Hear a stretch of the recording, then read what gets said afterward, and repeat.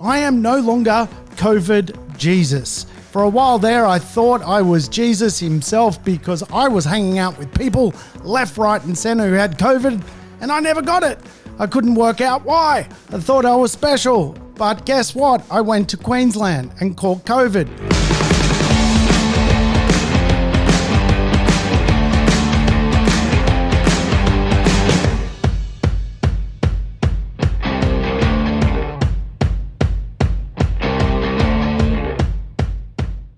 Welcome to the Urban Property Investor. I'm your host, Sam Saggers, here to help you crack the code of real estate wealth.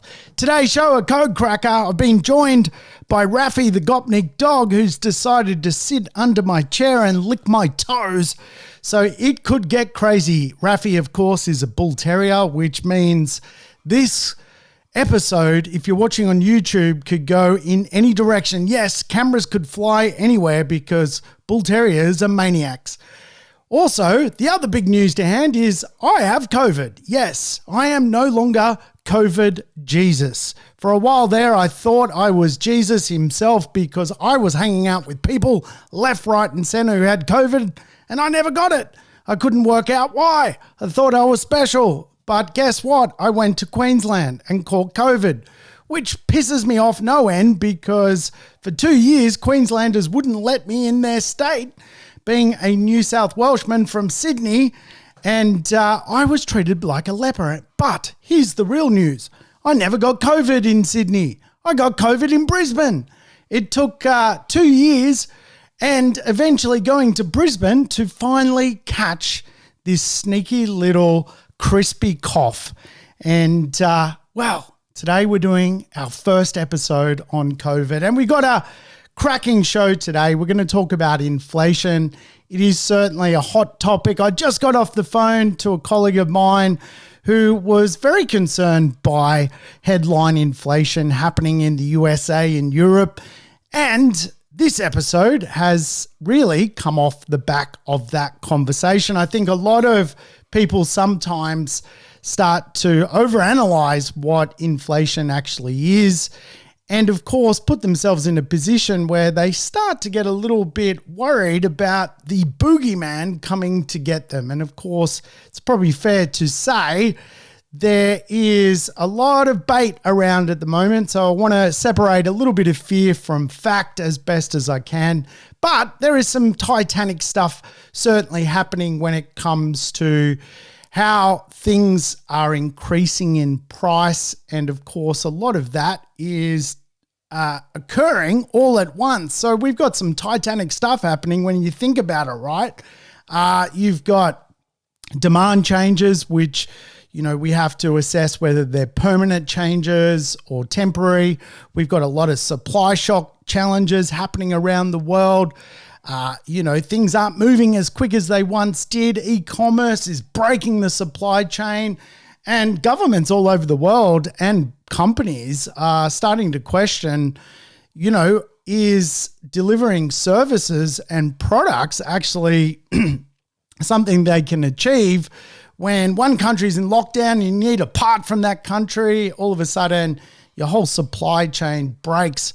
I don't know about you, but I drive past a Jaguar dealership most mornings and there's no cars. I don't know where the cars are. They haven't made it because they haven't made it off the assembly line, because in Germany and England, where these manufacturing hubs are, there's parts missing because certain parts come from different countries. So everyone's looking at supply chain economics at the moment. And of course, it is pushing prices up.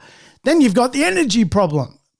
Europe and Russia are doing battle. And of course, the crazy Russians have invaded Ukraine. And of course, this has created embargoes on Russian fossil fuels, oils, gas, petroleum, you name it. Energy-rich Russia is being, spanked at the moment. And of course, it's a bit crazy. I think Europe is in for a lot of challenges because, they do rely on a lot of their energy, which makes no sense to me that you can be, for example, Germany, have a different political ideology to that of Russia, actually have a doctrine where NATO and Russia hate each other, but you buy all your energy of this country that in theory there is some sort of hostility towards. So, wow, there's a lot going on over there. And of course, a lot of that is going to create even more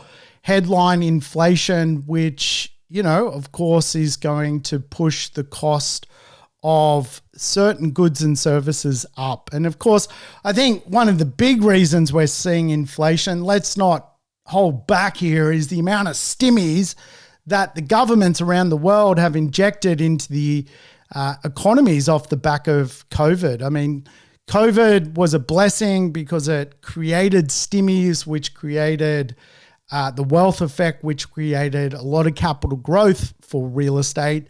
But the bill for that is coming, and it has to come in the form of money being fundamentally more expensive to buy because it has been artificially too cheap. We've been literally in a temporary interest rate environment, artificially lowered to deal with COVID-19 for way too long, in my opinion. So we got a lot going on. And of course, here in Australia, with borders shut for so many years due to the pandemic, of course, this has created an imbalance in the labor market. There's not enough people around to do all the jobs that are needed. And of course, this is pushing the price of certain jobs up. And of course, I think a lot of people have made just too much money almost from housing and are starting to just evacuate working. I had a conversation last week with someone I'm very, very close with, and they're just too rich. They're just getting out of this thing called work because why bother if your house has gone up a couple of $1,000,000? And I think this sort of great resignation is a real thing at the moment where all of a sudden people are going, well, I don't really have the energy to do another 10 or 15 years worth of work. I might just cash in and tap out. And of course, all power to people who put themselves in those positions. It's a lot of hard work behind the scenes. But when we look at the headline inflation rates around the world, they're getting up there, right? Like the United States headline CPI at around 8%. Much of Europe fairly similar. New Zealand 6%. Russia, headline inflation is like 20% at the moment with what's going on over there. And then you've got certainly countries which are stagnating at the moment, places like Japan and China with inflation less than 1%. Australia's headline inflation rate is around 3.5%. And a big part of that is Australia is very, very fortunate to have a lot more energy than the average country. And for that reason, actually energy prices in Australia are getting cheaper. And this is, of course, making our headline inflation rate a little bit better than what is happening in certainly other parts of the world. But I think it's fair to say, certainly in Europe, things don't look crash hot. The inflation rate is very, very high. There is obviously a European war going on at the moment. And of course, a lot of that does not bode well for the economics of Europe. And I do think probably if I was to take an educated guess, I would say certainly 2 quarters of negative growth in Europe could actually lead to a European recession. I see the polar opposite happening in Australia, by the way. And of course, this leads us to the money conversation. How does money actually work? How does the money cycle work when it comes to real estate? And of course, there is the short-term money cycle, which is generally year on year. What is happening with money is what is happening with the economy. And then there is the long-term money cycle, whereby fundamentally over a period of time, things tend to naturally cost more. And of course, real estate is a great hedge to things costing more over time. But when you think about the money cycle and where we're at when it comes to real estate today, you've got different periods. You've obviously got a boom period, a stimulus period, which we've just been through. The Australian government has used quantitative easing, the printing of money, to create the wealth effect. And that stimulus period is certainly coming to an end. And what that fundamentally created was a lot of wealth, but it also artificially lowered interest rates, obviously to deal with the pandemic, with lockdowns, with people being unable to go to work. The interest rate was lowered to 0.1%, which is too low. It's too low, right? So you've got these different periods of money passing through the cycle. You can have a recession period. You can have a deleveraging period where money is recalled. And you can have a period of reinflation and inflation. And it's probably fair to say where we find ourselves today is a time where the conversation is about let's reinflate the cost of money because it is artificially too cheap. And of course, rising interest rates, if you like, tend to create a lot of headlines, and a lot of people get worried because a lot of Australians have to go back to 2010 when the last time interest rates actually were risen or were put up. And of course, for a lot of property investors, a lot of people that own real estate, they've never seen interest rates higher than what they are today. And again, the fact that you can go out and borrow money for virtually nothing is a little bit perverted. So we need to build a bit of an economic moat around what that looks like, but also understand it is not certainly the end of the world whatsoever. The fact that we are probably going from a very stimulated place, a very temporary place of artificially low interest rates to a more normal place into the future is a good thing. And it is testament to the economy. The economy is booming at the moment. And, you know, I guess a lot of fear-mongering around inflation is around the idea of stagflation. Stagflation is just the concept that things are stalling, but things are costing more. And when you analyze how a recession unfolds, the first thing is usually gross domestic product falls. In other words, the country is losing more money than it's making, and GDP is going backwards. Unemployment is rising. In other words, people are struggling to find a job, and demand is being decimated while inflation is going up. In other words, people have less money, there is no job security, and the country is going backwards, but things are costing more. This is a recessionary environment, often referred to as stagflation. But that's not the case, is it? What we are seeing is things are costing more. Demand is going up or continuing to be very, very, very enthused. Unemployment is dropping, not rising. We are headed to a record low unemployment rate. And as a country, from a GDP level, we are not going backwards at all. We are holding our own. So whilst there's inflation, the actual economic underbelly of what is unfolding is very, very good. It's a good thing. It's sometimes with inflation, you know, people can be a bit half glass full with the conversation. So maybe we should go back a step. What actually is inflation? What is it? Well, it's a very deep question, isn't it? Inflation is just simply the decline of purchasing power over a period of time. And I always explain it using the pack of chewing gum.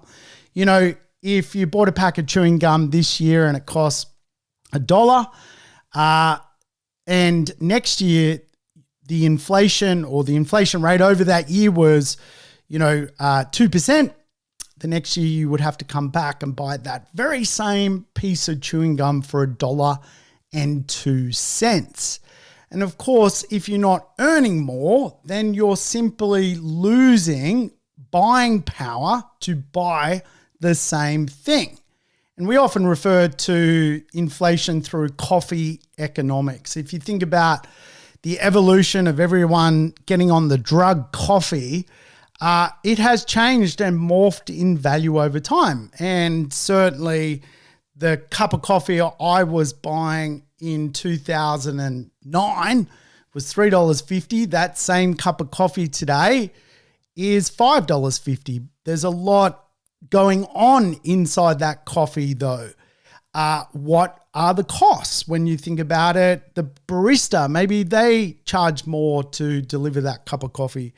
When you think about rent of the coffee shop, maybe the rent's gone up to cover the cost of that coffee being $5. It's the same coffee back then. It just costs more. The fact that coffee may actually take a lot longer to get to the coffee shop because of logistics and e-commerce. All of a sudden, the cup of coffee can no longer be delivered at $3.50 like in 2009. It needs to be delivered at $5.50. So if you're not earning more, then things just cost so much for the average person. And of course, there's only so much money to go around, only so much of the pie to go around. And of course, one of the big considerations of that pie is the cost to rent and the cost to have a mortgage. So inflation can be broken down into quadrants, if you like. The first quadrant is pull inflation or demand-led inflation, right? And again, if there's excessive demand on a certain product, there is too many dollars chasing too few, if you like. And of course, this creates shortages. And certainly when it comes to a lot of what is going on inside of real estate, there's a lot of shortage of real estate at the moment. There's a lot more demand to buy properties than there is properties to be delivered. And of course, this creates a shortage. So this pushes the value of real estate up. And of course, this can be seen in the cost of bricks. It can be seen in the cost of furniture. It can be seen in the cost of just about everything. When you think of some of the logistics challenges we've got at the moment when it comes to creating things because of supply chain shortages, demand inflation is a real thing. Like there is just too many people wanting too fewer stuff. And of course, one of the ways to slow that down, if you like, and bring and restore more balance is to push the cost of money up so people just slow down a bit with how much they want stuff. The next type of inflation, I guess, is cost or push inflation, also known as wage inflation. Wage inflation is just that. Like when the jobs market has more jobs than there is people, you're going to see the cost of wages rise. And really, we've been through a few lost decades, if you like, in Australia of no wage growth, but houses have gone up, X percent, and coffee has gone up Y percent.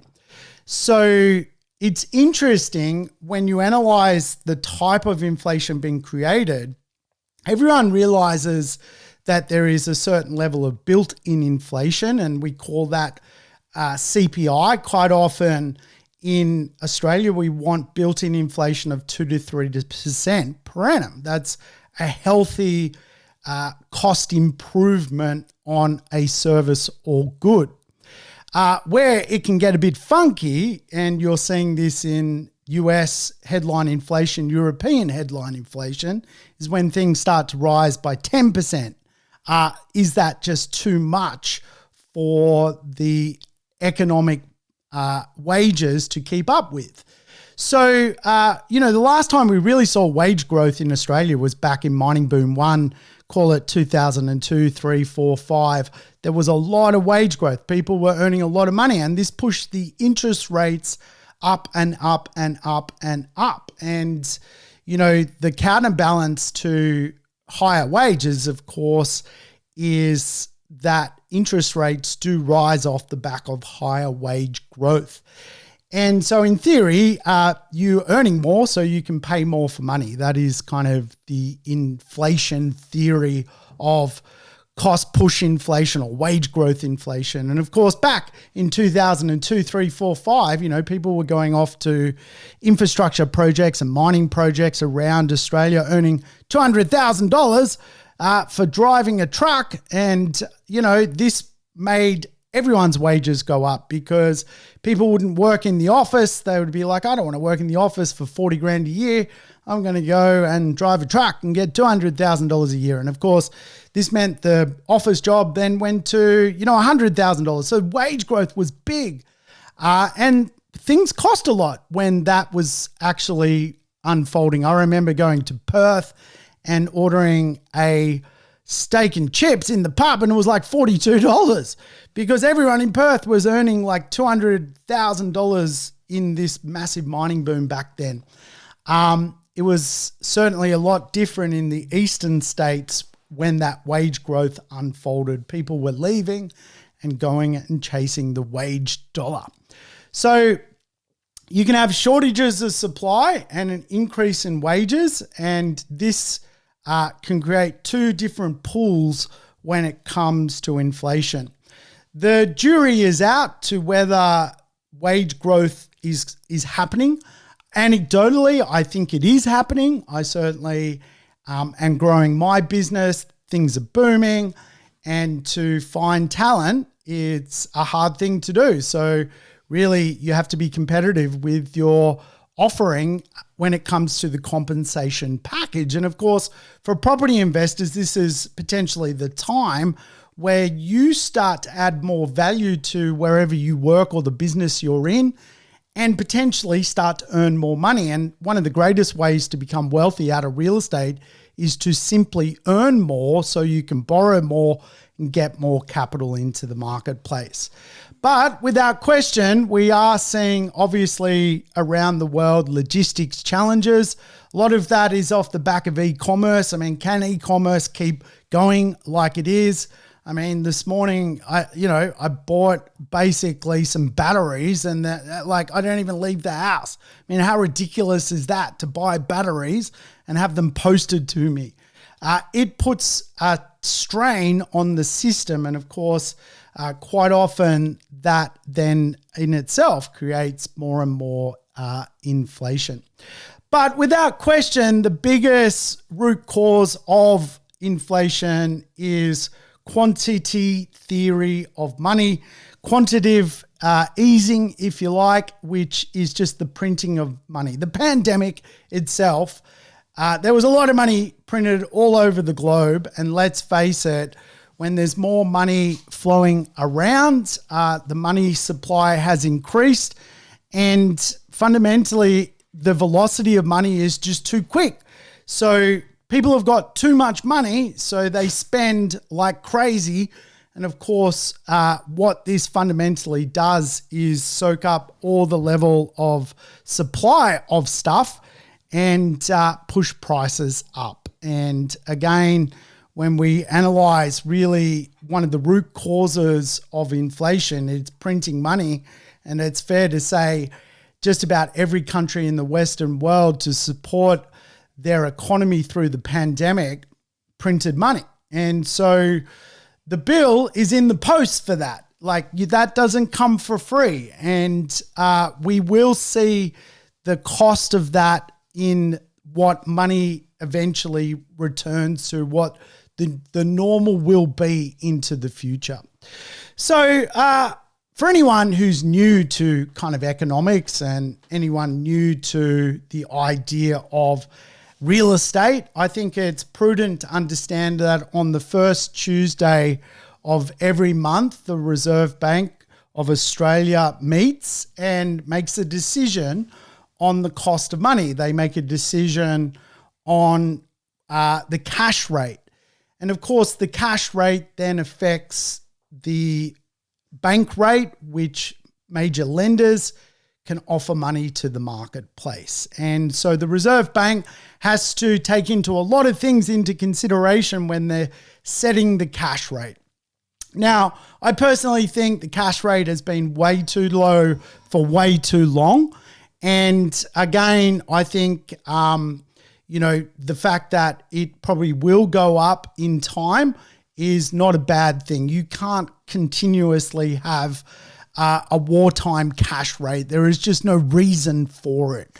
So when the Reserve Bank meet, they take into consideration interest rates of the day, inflation, how it's unfolding, current account balances and deficits, terms of trade of Australia.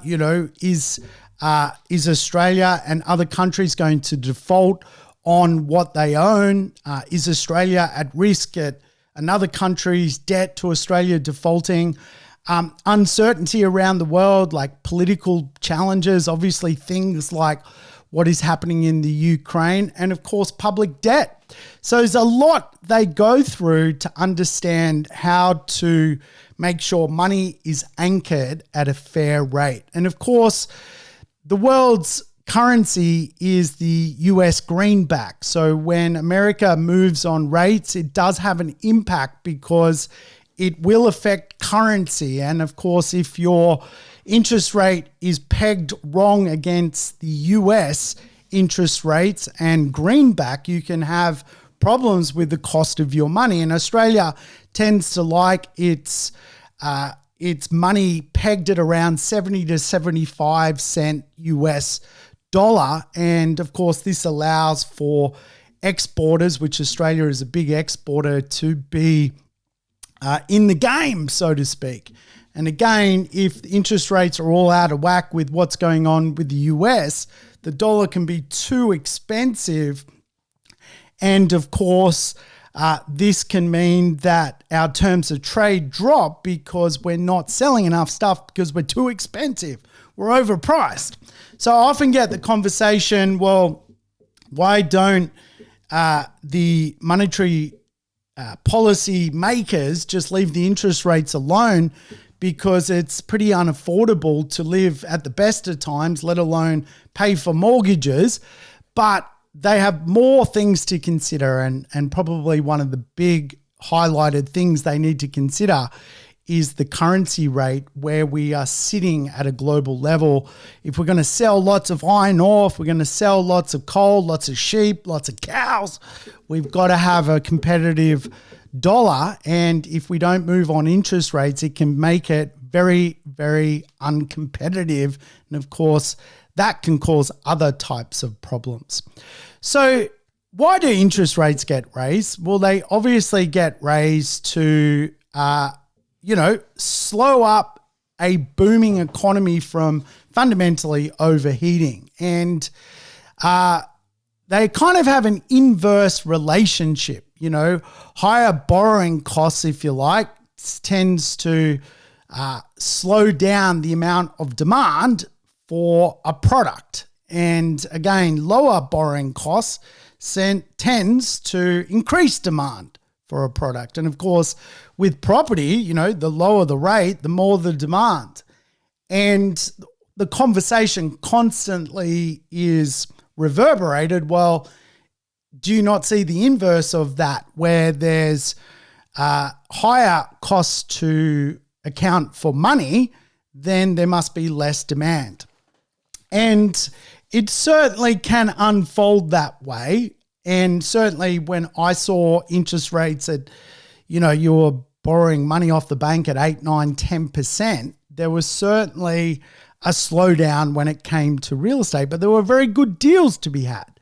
Will we get back to an 8, 9, 10% interest rate market like was the market of 2007? No, not at all. In general terms, I guess when interest rates are low, the economy kind of grows and inflation increases. This is the system. Conversely, when interest rates are high, the economy slows and inflation decreases. So where do we find ourselves? We're finding ourselves really in a nice place where it seems that the jobs market is very, very tight. Seems that the economy is very, very good. And we're kind of finding ourselves back to where we should be in the market normal or market middle.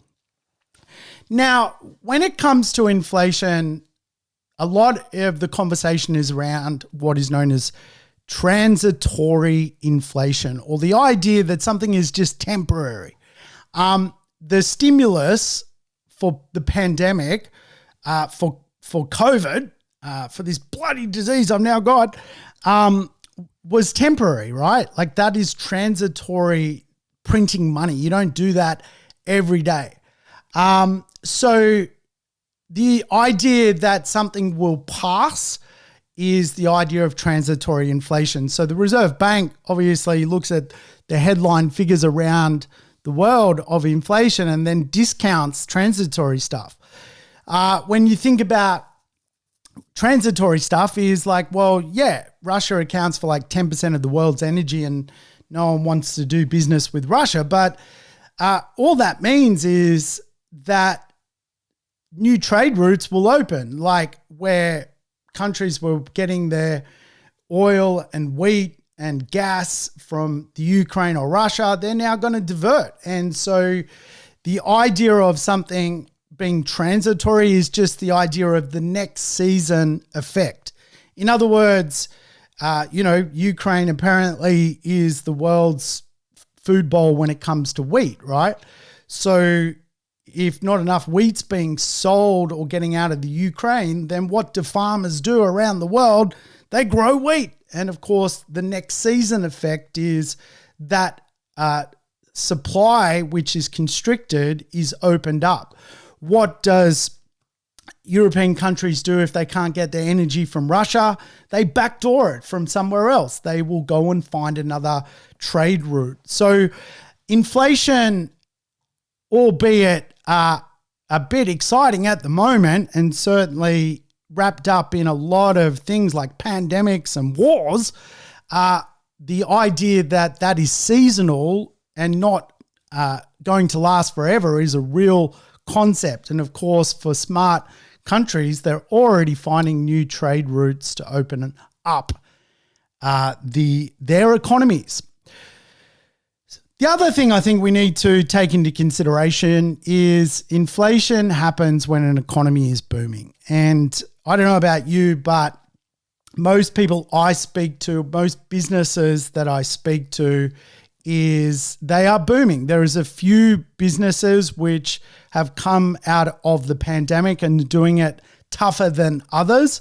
But if you look at the major sort of 10 industries in Australia, I think 2 of the 10 are doing it tougher. Like personal trainers are doing it tough at the moment. No one wants to go back to the gym. People found they can go jogging in the park.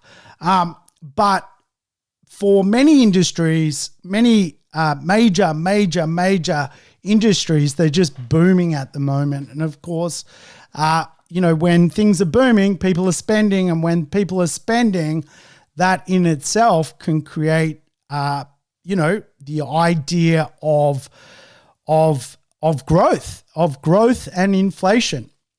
Now, it's an important concept, right? That every dollar I spend is someone else's income. And if I stop spending, someone else doesn't have an income. So the fact is, where the jobless rate is in Australia today is ridiculously low. And yes, the headline inflation is currently around 3.5%. It'll probably get as high as 4 or 5%. But the jobs market is so tight at the moment. I mean, you are seeing unemployment rates below 4%, closer to 3.5%. This in itself means that wages should grow. And again, if you're earning more money and you spend that money, the velocity of what is going on means that someone else is earning. What you spend is someone else's wage. And again, if we go back to the idea of stagflation, which is just the idea that things can go the opposite way. In other words, unemployment can rise, the GDP can fall, of a country. This is not happening in Australia, certainly not at the moment, certainly not at the time of recording. So real estate's a bit of a hedge for inflation, if you like. And when we analyze why real estate's a hedge for inflation, well, obviously the idea of something costing more into the future, real estate kind of goes with what things cost into the future. Also, when you look at how much of the real estate market works, it works off the rental market. And rents are kind of connected to CPI. Even in the commercial real estate marketplace, when you sign a lease plus CPI. So if the CPI or the inflation rate is 5%, next year you're paying that 5%. And again,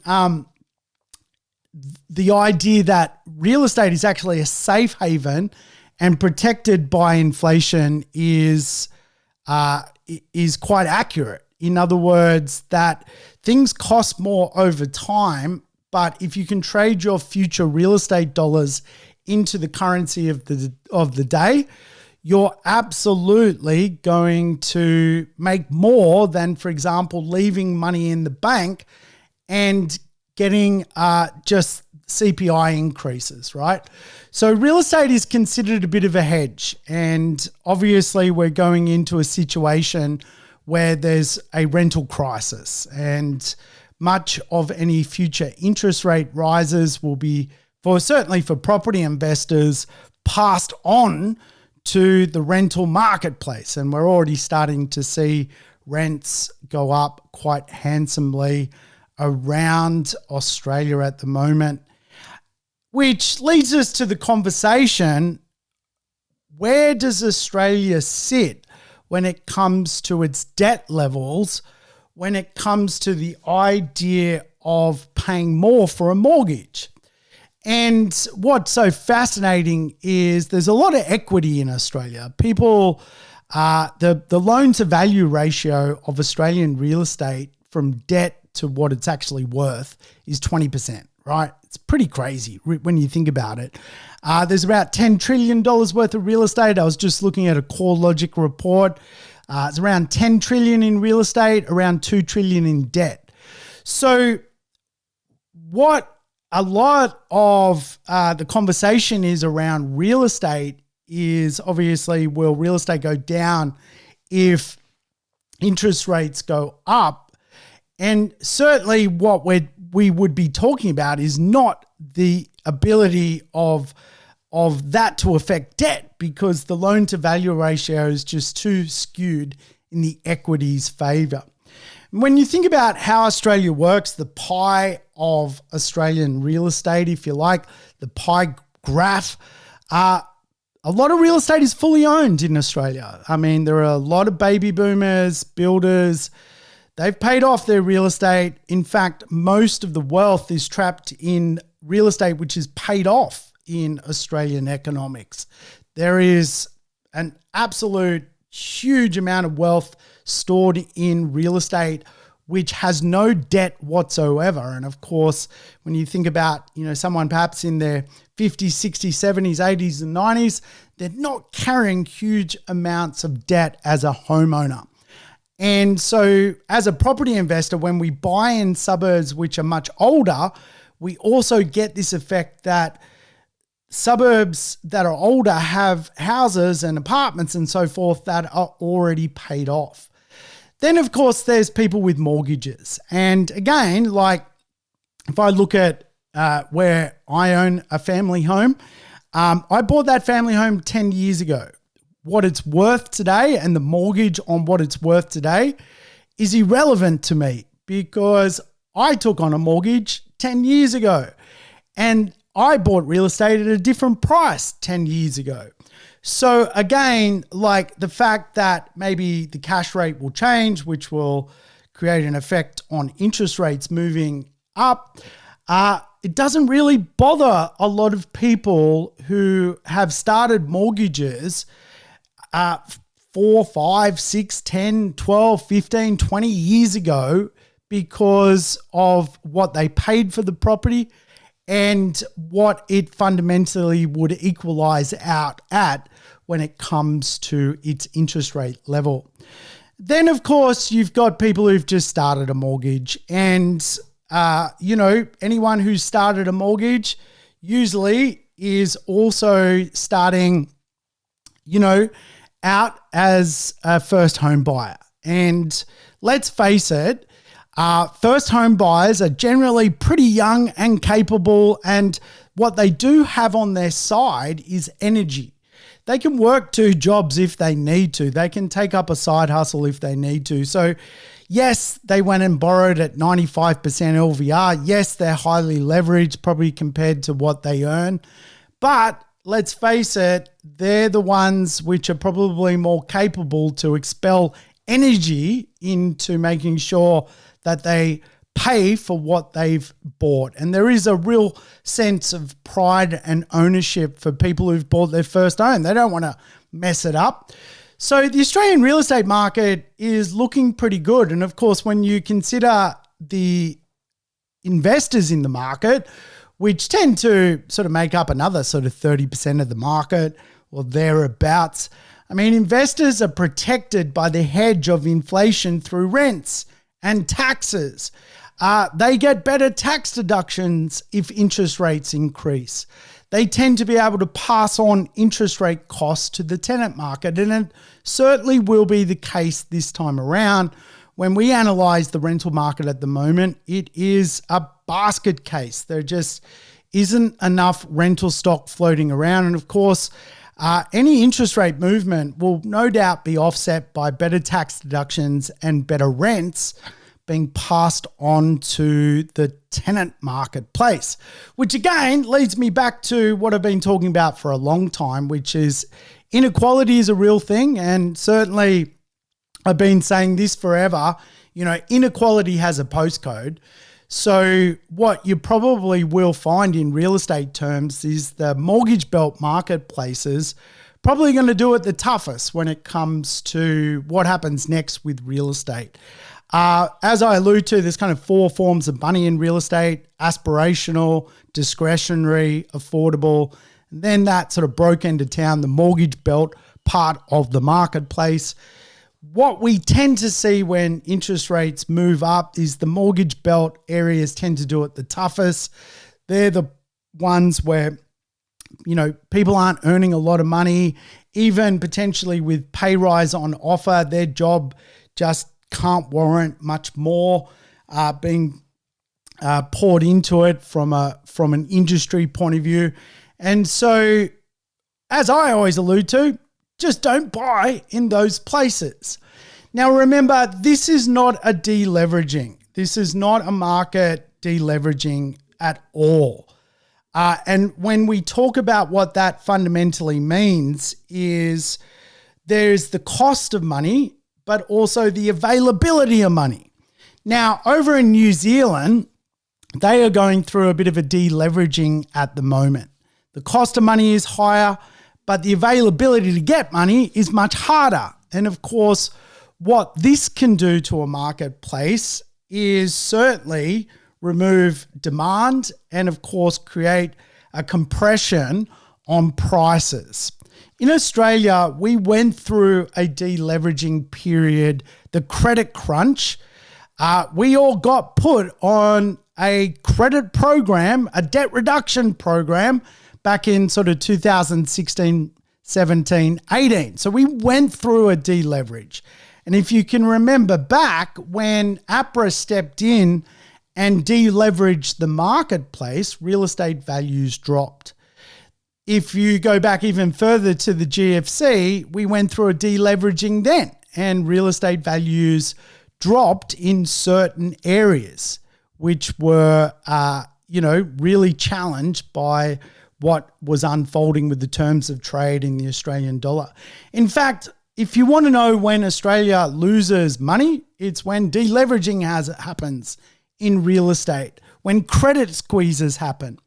What you need to understand is inflation and interest rates going up the cost of money going up has nothing to do with the availability to get money. In other words, if people can afford it, they can still go and borrow. In New Zealand, people who can afford it can't go and borrow. So a deleveraging is probably it's probably the Achilles heel to the Australian real estate marketplace. And there's a deleveraging sort of once every 10 years. What is unfolding is certainly not that. We are simply going from a stimulus period to an artificially low interest rate, potentially reinflating to a more normal rate, which makes a lot of sense to me. And of course, there's been a lot of studies on the idea that when interest rates go up, it doesn't necessarily see real estate values go down. In fact, sometimes when interest rates go up, obviously rents go up. So the value proposition to investors tends to be equal. And of course, if there's a really good yield, a lot of retirees love inflation because they're just getting more money, more cash flow coming into the market. If anything, inflation improves cash flow, which is a cool thing when it comes to rent, particularly if you're shopping, obviously, with cash. So I recently sat through an NAB lecture to understand what they expect to happen when it comes to interest rates. Obviously, it's an election, so no doubt after that election is by the wayside, no matter who wins. Potentially there is going to be 2 or 3 interest rate rises in 2023 and 2 or 3 in 2024. Their prediction is to say by mid-2024, the cash rate will be 2%, really going back to what it was more like before COVID came along and artificially dropped the interest rate. What will that mean for the average cost of a home loan? It's probably going to be circa 5%. Again, if you're getting a rental return of 5 or 6% as an investor, you're going to be very, very well placed. But I do think people should enter the next phase of the market with an economic moat. It's probably a good idea to make sure you've got your buffers set up properly, you've got your offset set up properly, you've got your loans restarted and recalibrated.